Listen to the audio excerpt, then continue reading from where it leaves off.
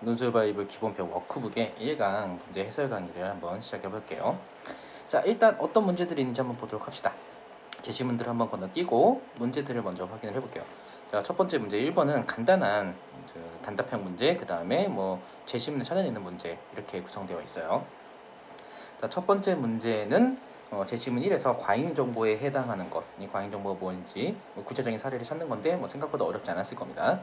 그 다음에 문제 1-2번은 제시문 2에서 나타난 이러한 관점, 이 관점이 어떤 건지 잘 봐야 되죠. 상반된 두 개의 관점이 있으니까.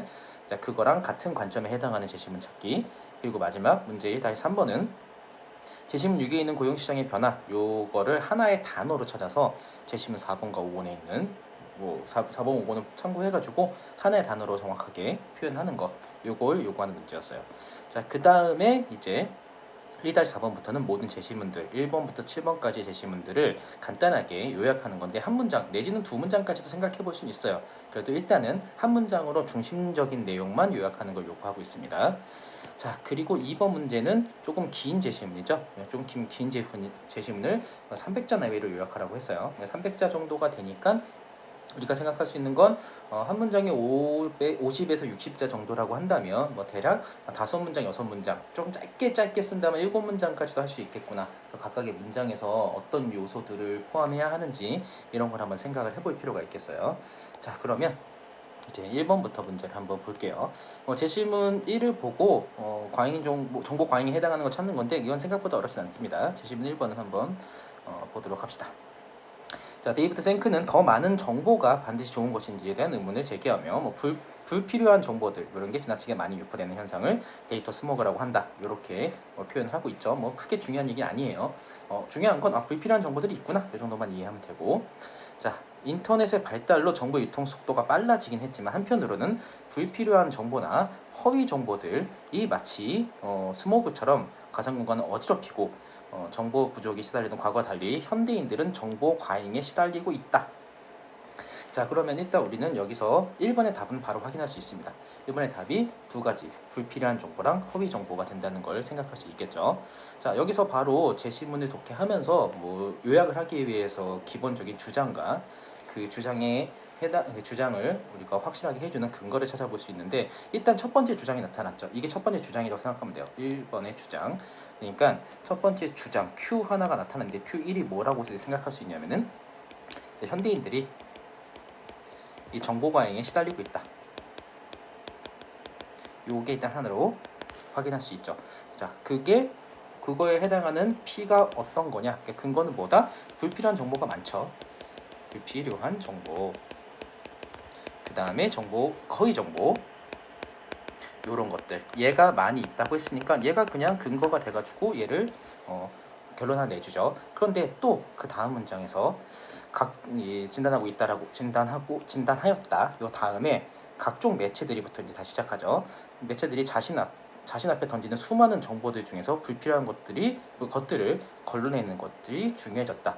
또 하나의 주장이 된다고 볼 수 있죠. 여기서 사실은 생략되는 게 따라서 정도가 생략됐다고 볼 수도 있어요. 이 글 자체가. 앞에서 정보 과잉이 시달리고 있다. 따라서 이제 우리는 이 불필요한 정보를 걸러내는 게 중요하다. 그러니까 이 전체를 가지고 다시 한번 새로운 주장을 만들 수 있죠. 큰 주장을 만들 수 있는데 보다 불필요한 정보를 걸러내는 것이 중요하다. 불필요한 정보를 걸러내는 것, 거르기라고 하죠. 거르기, 이게 중요해졌다. 이렇게 판단할 수 있죠. 그럼 얘가 전체적인 주장이 이게 불필요한 정보들이 많아가지고 그러니까 불필요한 정보, 허위 정보 같은 것들이 많아서 정보 과잉 시대에 시달리고 있어. 그래서 이 불필요한 정보를 제거하고 거르는 것이 중요해. 라고 하면 이렇게 이 내용을 가지고 문장을 요약하는 게 가능할 거예요. 자, 어떻게 문장을 요약하는지는 해설에 있는 예시답안에 참고해 주면 되겠습니다. 자, 그 다음에 두 번째 문제를 확인해 보도록 할게요. 자, 두 번째 문제는 이러한 관점에 해당하는 것. 제시문 2에서 이러한 관점의 뭔지를 파악하려면 또 제시문 2를 정확하게 한번 독해를 해봐야겠습니다. 노동 총량의 오류를 지적한 학자들이 있다. 뭐 이건 크게 중요한 건 아니죠. 자, 미래학자 이자 경영전략가 피터 스왈츠 뭐 이런 말을 했대요. 인류에게 필요한 기술이 모두 발명되거나 발견되었고 모든 게 발명되고 발견되었대. 그 다음에 정보기술의 발전은 새로운 뭐 기술들처럼 풍요로운 수준의 일자리를 만들어낼 수 없다라고 주장했는데 그걸 다시 비판했어요. 복잡할 수 있습니다. 일단 이런 주장이 있어. 그러니까 기술이 별로 그러니까 더 이상 발전할 수 없다. 기술이 발전할 수 없다. 발전 불가. 그 다음에 새로운 일자리 창출 불가. 이렇게 주장하고 있는데 얘를 다시 비판합니다. 이게 전 중심적인 내용이에요. 근데 이러한 관점, 여기 나왔죠. 이러한 관점은 인류의 기술 도약 능력을 과소평가하는 것이며 그러니까 이러한 관점은 비판하는 관점이냐 처음에 얘기했던 관점이냐라고면 처음에 얘기한 관점이죠. 그러니까 기술은 더 이상 발전하기 좀 힘들고 새로운 일자리도 만들어질 수 없다라고 하는 게 이러한 관점에 해당합니다. 그거랑 관련되어 있는 제시문은 뒤에서 찾아보면 되겠죠. 자, 계속 읽어볼게요. 그래서 기술은 새로운 전환 단계를 들어섰고 앞으로도 수많은 신산업들을 만들어 현존하지 않는 다양한 직업들이 생겨난다는 것이 그의 주장이다. 자, 대놓고 그의 주장이 뭔지 얘기했습니다. 자, 주장은 뭡니까? 자, 새로운 일자리 이게 창출이 가능하다. 이렇게 얘기하고 있죠. 근데 새로운 일자리 창출은 누가 만들어준다? 얘를 그러니까 기술이죠. 새로운 기술들이. 그러니까 기술을 과소평가했다는 거예요. 지금 위에서는. 기술은 그렇게 과소평가할 게 아니다. 새로운 기술은 분명히 새로운 일자리를 창출하는 게 가능할 것이다. 이게 중심적인 생각이라고 보면 됩니다. 이 밑에 요 얘기는 사례예요. 사례니까 하나의 근거가 될 수 있죠. 얘도 이렇게 이 새로운 기술에 해당하는 놈이기 때문에 얘는 하나의 근거라고 생각하면 돼요. 자, 문제 1-2 문제는 지금 얘랑 같은 그 의견을 가지고 있는 그런 입장에 있는 제시문 찾는 건데 그거는 좀 이따 생각하고 어쨌든 제시문 2의 요약도 요 맥락을 가지고 시작하면 되겠죠. 자, 새로운 기술은 다양하고 새로운 일자리를 창출하는 것이 가능할 것이다. 뭐 가능한다고 주장한다. 요 정도로 하면 되고 추가적으로 한다면 사례를 정확하게 넣기는 좀 애매해요. 사례는 너무 자세하게 들어가면은 요약하는 게 적정하지 않으니까. 그래서 가장 중심적인 내용은 뭐냐면은 새로운 기술을 통해서 결국에 다양하고 새로운 일자리들을 창출해낼 수 있다. 이 정도로 하는 게 적당합니다. 역시 해설에 있는 예시답안에 참조하도록 합시다. 자, 그 다음에 제시문 3번이요. 그러니까 일단은 요약하는 걸 같이 하면서 지금 1-2번 같은 경우는 이거죠. 기술이 새로운 일자리를 만들어낼 수 없다라는 이 주장, 이거와 관련되어 있는 그런 같은 입장에 있는 제시문 찾아야 되는데 아직은 뭐 더 읽어봐야겠죠. 제시문 3번이 그런 건지 봅시다. 자, 제시문 3번은 전반적으로 사례 중심이에요. 그러니까 이 제시문 자체가 사례를 쭉 얘기하고 있기 때문에 사례 자체로 요약하는 건 그렇게 적절하지 않을 수 있어요. 물론 하나의 사례를 중심적으로 얘기하면 그걸 통해서 우리는 요약을 할 수도 있지만 이걸 조금 더 일반화시키는 개념을 생각해 볼 수도 있으니까 두 가지를 한번 찾아보도록 할 수 있을 거예요. 자, 일단은 병원 나왔습니다. 병원에서 의료 분야의 인공지능 개발을 주도하고 있는 데이비드 팅 박사가 있대요. 어쨌든 인공지능이 기존의 의사가 하던 일의 대부분을 하게 될 것이다 라고 전망했어요. 그러니까 기술이 그러니까 사람이 하는 일을 대체하는 거죠. 사람의 일을 대체할 것이다. 이렇게 지금 얘기를 하고 있습니다. 그렇지만 그냥 대체가 아니라 보완이래. 그러면은 대체는 아니고 대체가 아닌 보완이구나. 이렇게 다시 한번 정리를 하는 거죠. 기술이 사람의 일을 보완할 수 있다. 자, 인공지능이 필요한 기록을 단번에 찾아내고 이거는 이제 어떻게 이루어지는지 이것도 이제 사례에 해당하겠죠. 자체적으로. 그러니까 필요한 기록을 찾아내기, 그 다음에 잡무에서 벗어나기, 고차원적인 일을 할 수 있다. 파트너로서 활동한다. 전반적으로 지금 무슨 얘기를 하고 있냐면은 기술을 통해서 의사가 일을 좀 더 편하게 할 수 있다 이런 얘기를 하고 있죠. 이게 이제 전반적인 주장이라고 보면 돼요. 이 자체가 전체적으로 사례이기 때문에 요거는 주장을 대놓고 썼다기보다는 사례를 막 얘기해서 주장을 유추하게 만들어낸다고 볼 수 있죠. 그렇다면 Q는 뭐냐? 기술이 똑같은 얘기, 이거랑 거의 똑같다고 생각하면 돼요. 자, 근데 기술이 어떻게 된다? 이거를 일반화시키는 거예요.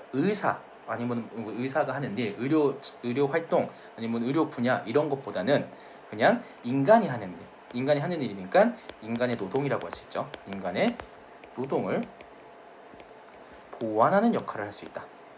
이런 식으로. 이런 식으로 주장을 생각할 수 있고 전체적으로 얘가 전부 다 사례가 근거에 해당한다고 볼 수 있죠. 물론 얘가 전반적으로 의료 분야, 의사에 대한 얘기를 하고 있으니까 이걸 요약할 때 의료 분야라고 특정해도 크게 틀리지는 않습니다.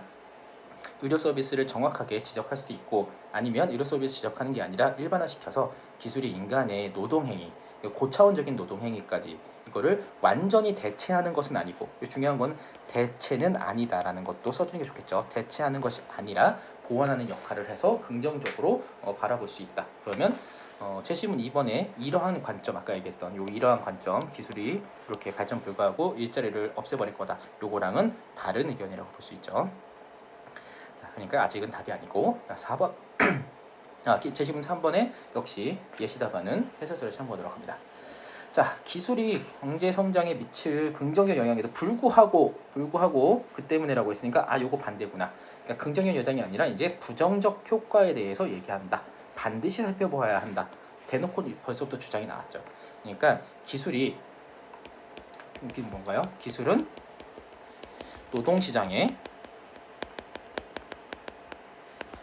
부정적 역할을 한다. 부정적 역할을 한다고 하니까 결과적으로 역할이라면 효과라고 하는 게 낫겠죠. 부정적 효과를 가져오니까 결과적으로 우리는 뭐라고 생각할 수 있냐? 뭐 일자리를 빼앗는다, 일자리를 대체한다 이렇게 생각할 수 있고, 그럼 아까 1-2번의 답 중에 4번 질문 4가 있다는 건 확인할 수 있겠습니다. 그리고 쭉 읽어보면은 전반적으로 쭉 얘기가 다 사례예요. 또 이 내용 다 사례죠. 뭐 몇 퍼센트, 몇 퍼센트, 몇 퍼센트 이게 전부 다 사례가 됩니다. 자, 그러니까 이게 점점 어떻게 되냐면은 이 결과적으로 기술 발달을 통해서 새롭게 만들어낼 수 있는 일자리가 그렇게 많지 않다라는 얘기를 사례를 통해서 얘기해주고 있다고 생각하면 돼요. 자, 뭐 좀 더 읽어보면 뭐 이런 기술 혁신 사이에 뭐 흥미로운 관계 성격을 보여준다. 뭐 이거는 요거를 한번 정리해 준 거고.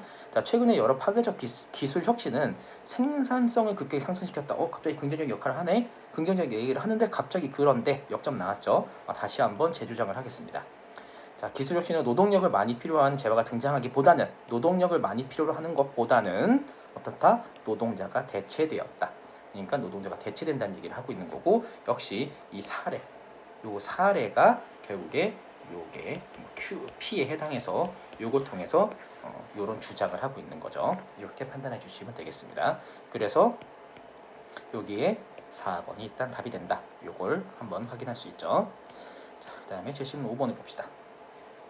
자, 케인즈는 전반적으로 지금 어떤 학자들의 얘기들, 그 다음에 인용문들 이런 걸 통해서 주장을 조금 더 편하게 찾을 수 있게 만들어주고 있어요. 자, 케인즈가 이런 얘기를 했대요. 미래 세대의 핵심 과제는 무한한 여가와 휴식을 어떻게 의미 있게 활용하느냐에 대한 거래요. 이걸 조금 더 구체화시켜서 뒤에서 얘기를 해주겠죠. 자, 그는 해놓고 다시 한번 구체화된, 그러니까 조금 더 설명을 해주는 겁니다. 기술 발달로 인해 실업이 찾아오겠지만, 하지만 어쨌든 이건 일시적인 현상일 뿐이다. 그래서 생산성이 증가할 거고, 그래서 사람들은 더 여유로워질 것이다. 요게 주장하고자 하는 바죠. 마찬가지로 뒤에 얘기도 결과적으로 똑같은 얘기를 하고 있는 겁니다. 자, 그러면 전반적인 주장은 어떤 거냐? 주장은 기술이 그러니까 여가를 증가시키는 거죠. 여가를 여기 쓰겠으면 그렇구나. 자, 기술 발달을 통해서 인간의 여가 생활이 좀 더 늘어나고 뭐 휴식이 증가하게 될 것이다. 그래서 이거를 어떻게 잘 활용하는지가 중요해진다. 라고 얘기하는 거죠.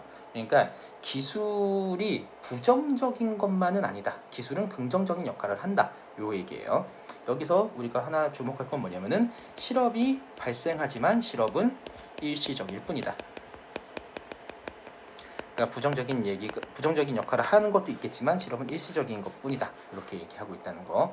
그래서 요약을 할 때도 이 내용은 들어가는 게 좋겠죠. 아무래도 실업은 일시적인 것뿐이고 결과적으로 생산성 향상과 여가의 증진을 불러올 수 있다. 불러오는 어느 긍정적인 역할을 할 수 있다. 이렇게 얘기하면 주면 되겠죠. 역시 시설과는 해설서를 참고하도록 합니다. 제16번.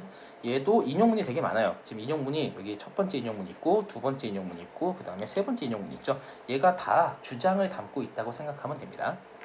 자, 기술을 통제할 수 있는 사람이 가장 좋은 시대. 반면 기술과 경쟁하는 노동자한테는 지금이 나쁜 시대. 자, 노동자한테는 나쁘대요. 노동자한테 나쁘니까 결과적으로 노동자는 일자리를 잃게 되는 거죠. 요 얘기는 노동자가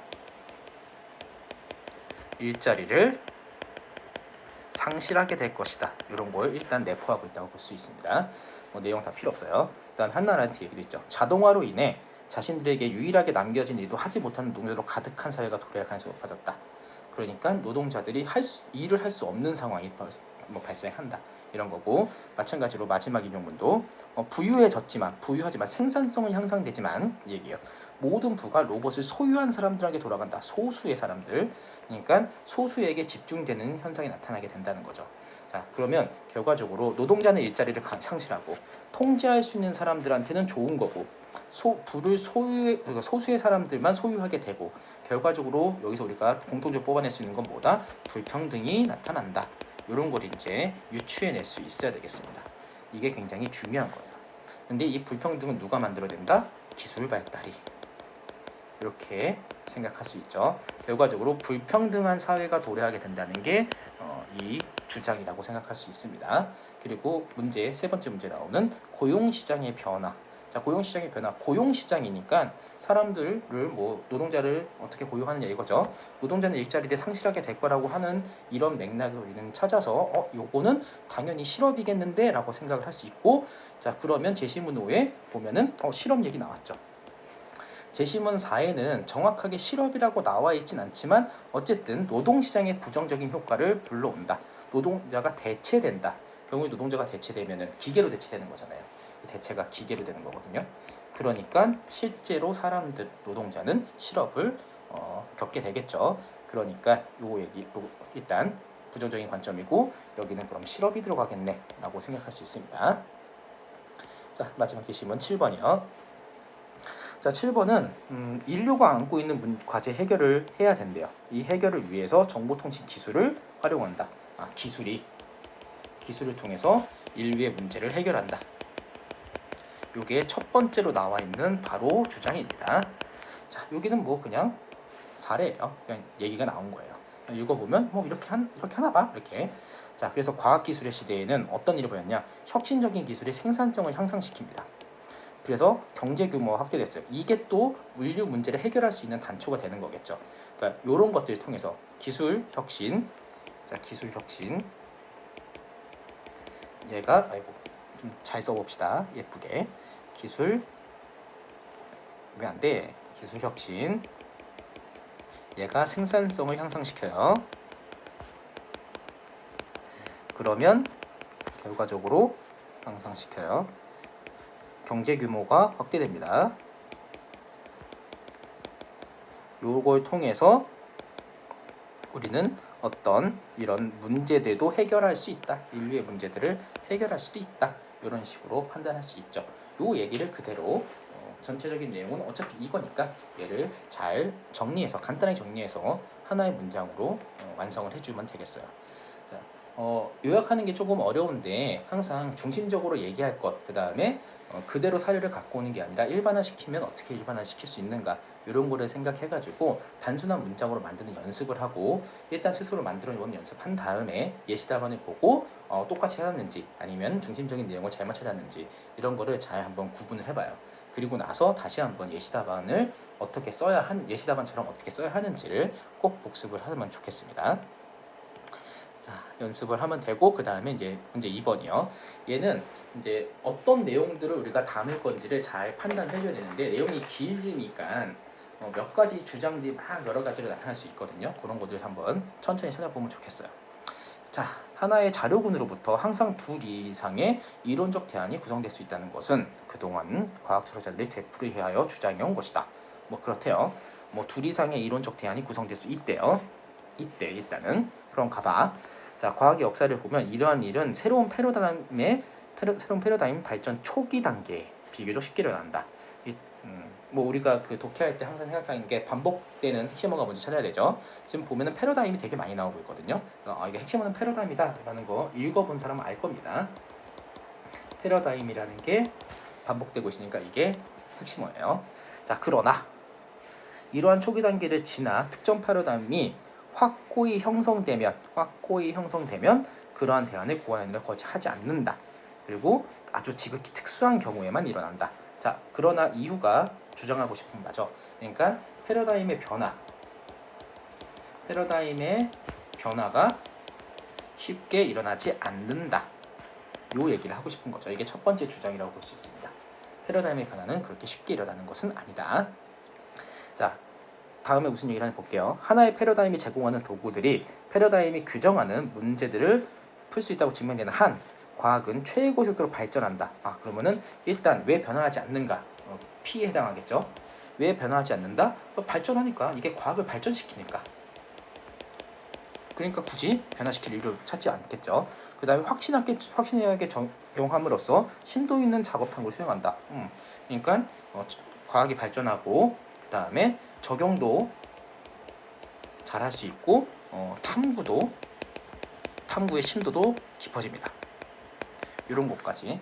그 다음에 지식의 범위를 확장시켜요. 지식 확장 굉장히 많죠. 이런 거를 다 쓰긴 좀 그러니까 잘 찾아서 중요한 것만 이렇게 뭉쳐서 써주는 게 좋을 거예요. 정확성을 굳이 높여. 정확하기도 해요. 정확성도. 이런 게 전부 다 패러다임 하나를 확고하게 해놓으면 나타나는 긍정적인 영향들이라고 생각하면 돼요. 과학 장비와 기술을 발전시킨다. 장비와 기술도 발전합니다. 장비, 기술의 발전 이런 게 다 일어날 수 있어요. 그러니까 패러다임 변화 안 시키는 거야 계속. 자, 또한 패러다임의 과학적 공동에 관심 지키는 분야에 대해서는 이해된 상수한 정보를 갖고 하고 정확한 이론의 일치를 유도한다. 정확한 이론도 만들어낼 수 있습니다. 글씨가 막 날아가네. 자, 생산활동에서처럼 과학에서도 기존 도구를 폐기하고 새로운 도구를 도입하는 것은 오직 이를 요구하는 경우에만 허락할 수 있는 사치래요. 잘하지 않는다는 얘기죠. 도구를 바꿔야 될 시기에 도래했다는 것은 기존 상태의 위기가 찾아왔으면 즉부는 지켜야 된다. 그러니까 바꿀 때가 있긴 있는데 그건 정말 어떤 심각한 상황이 발생하면 바꾼다. 이런 얘기라고 생각하면 됩니다. 자, 그러면 전환을 시키죠. 이렇게 새로운 얘기로 전환될 것 같아요. 위기가 새로운 이론의 출현에 필수적인 선행 조건이라 가정하고 그렇다고 치고 일단 다음에는 과학자들이 위기에 어떻게 대응하는가. 그러면 위기가 오면 과학자들이 패러다임을 바꾸나 안 바꾸나 요거 생각하는 거죠. 전환된 겁니다. 자, 과학자들은 심각한 변칙 현상이 만연한 상황에 부딪혔을 때 위기가 찾아온 거죠. 신념을 잃기 시작하고 이어서 다른 대안을 궁리하고 모르나 이것도 필요 없어요. 모르나 그렇다고 해서 그들을 위기 몰고 간 패러다임 바로 폐기하지는 않는다. 자, 그러니까 또 두 번째예요. 두 번째 주장은 뭔가요? 자, 위기가 찾아와도 그러니까 앞에서 얘기했던 변화를 시켜야 되는 위기가 찾아왔어요. 위기가 와도 이게 바로 폐기하지 않습니다.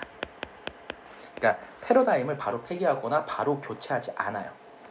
자, 역사적 사실로 볼 때 이거는 이제 이거 다시 한번 설명해 줄 거예요. 일단 하나의 과학 이론이 패러다임의 위치를 확보하게 되면 그 이론은 지위를 차지할 만한 다른 후보 이론에 나타날 때에만 쓸모없는 것이 된대요. 역사적 고찰에 보면 과학 발전의 과정은 어느 이론도 자연과의 직접 비교를 통해 반증되는 다 필요 없는 얘기긴 한데요. 어쨌든 하나의 패러다임을 거부하는 결단은 언제나 그와 동시에 다른 패러다임을 수용하는 결단이 되며 그 결정을 이끌어가는 판단은 패러다임과 어쩌저쩌저쩌 하는. 그러나 다 필요 없습니다. 사실은. 그러니까 이게 지금 어떤 거냐면은 패러다임을 변화시키는 경우 변화시키는 경우는 이러한 경우다라고 얘기하고 있는 건데 그러나 현실적으로 그런 사례는 기존 패러다임의 강력한 적응력으로 인해 발생하기 어려운 것이 사실이다. 발생하기 어렵다. 그러니까 다시 한번 얘기하고 있죠. 발생하기 어렵다고요. 바로 폐기하지 않는다고요. 그러니까 패러다임의 변화가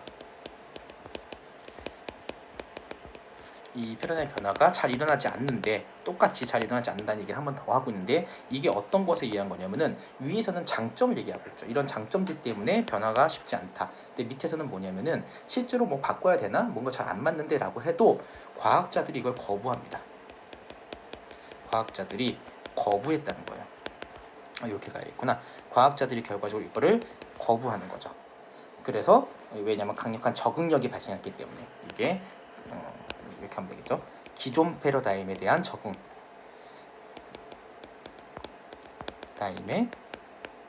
적응되었기 때문에 적응하고 있기 때문에 그래서 과학자들의 거부가 있기 때문에 결과적으로 패러다임 변화는 위기 상황에서도 그렇게 쉽게 나타나지 않는다. 이런 얘기로 한번 정리를 해주면 됩니다. 자, 그러면 우리가 여기서 요약을 할 때 5문장, 6문장 정도로 한다면 첫 번째로 할 거는 패러다임의 변화가 쉽게 일어나지 않는다. 그런데 어떤 패러다임? 확고하게 형성된 패러다임입니다. 확정된 패러다임, 이런 패러다임은 쉽게 변하지 않는다. 이런 패러다임을 통해서 과학의 발전, 그 다음에 정확하게 적용하는 것도 가능하고 탐구의 심도도 높고, 근데 이런 것보다 지식 확장 이게 중요하죠. 정확성도 높일 수 있고, 요거는 이 정확한 이론을 반영한다. 요거랑 이제 같이 묶어서 쓸 수도 있고, 어떤 기술이나 장비의 발전도 이끌기 때문에, 자, 그런 식으로 몇 가지 사례는 여기서 이제 써주는 거죠. 왜냐면 한 문장 요약이 아니라 여러 개의 문장을 요약하는 거니까 요 내용들을 잘 녹여서 써주는 겁니다. 그리고 나서 여기서 한 2문장 내지 3문장 정도를 써줘요. 자, 그리고 나서 또 추가적으로 할 게 뭐냐. 그런데 위기가 찾아오면 패러다임의 교체를 해야 될 심각한 위기가 찾아올 수도 있죠. 자, 그런 위기가 찾아온다 하더라도 과학자들은 기존 패러다임에 적응이 되어 있기 때문에 이것을 쉽게 변화시키지 못한다. 요 얘기를 같이 추가적으로 써주는 거죠. 그러니까 패러다임 변화가 언제 나타난다? 위기 상황이 발생하면, 이럴 때는 패러다임 변화를 고민하게 된다. 요 얘기는 한번 해줍니다. 그렇다고 해도 바로 폐기하는 것은 아니다. 요 얘기를 해주고, 그런 다음에 그 이유가 뭐다? 과학자들이 기존 패러다임에 적응한 것 때문에, 그러니까 강한 적응력 때문에 패러다임을 쉽게 변화시키지 못한다. 이런 식으로 얘기를 마무리 시켜주면 되겠죠. 그러니까 이렇게 좀 몇 개의 문장으로 구성을 해야 되는 경우가 생기면 한 2문장 정도면 가능할 것 같아요.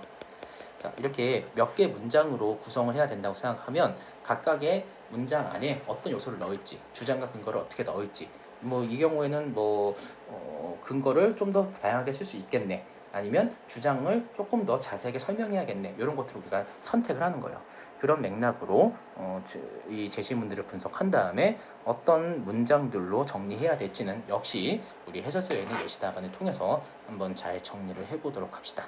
자, 다음 시간에는 이제 2강 그 워크북 해설을 진행을 할 거고, 이 워크북은 계속 꾸준히 연습을 해두면 기본적인 독해 실력을 향상시킬 수 있고, 그 다음에 중요한 건 요약이에요. 사실은 요약이 제일 중요한데 초기에는 이 요약을 정말 잘해둬야 됩니다. 이 요약을 잘했다는 거는 내가 이 제시문에서 하고자 하는 얘기를 정확하게 판단했다 와 추가적으로 기본적으로 논리적인 글을 쓸 수 있는 문장력을 갖추었다, 요걸 보여줄 수 있는 거거든요. 그러니까 요약 훈련을 우리가 꽤 오랫동안 할 텐데 어렵다고 생각하지 말고 처음에 서투르더라도 조금씩 노력해서 점점 좀 더 확실한 요약본을 만들려고 노력하시고요. 그리고 학생들이 우리 수업에서 쓴 그 워크북, 이거는 우리 연구실에서 채점을 하고, 그 다음에 글쓰기 부분은 첨삭을 통해서 피드백을 제공해 줄 거예요.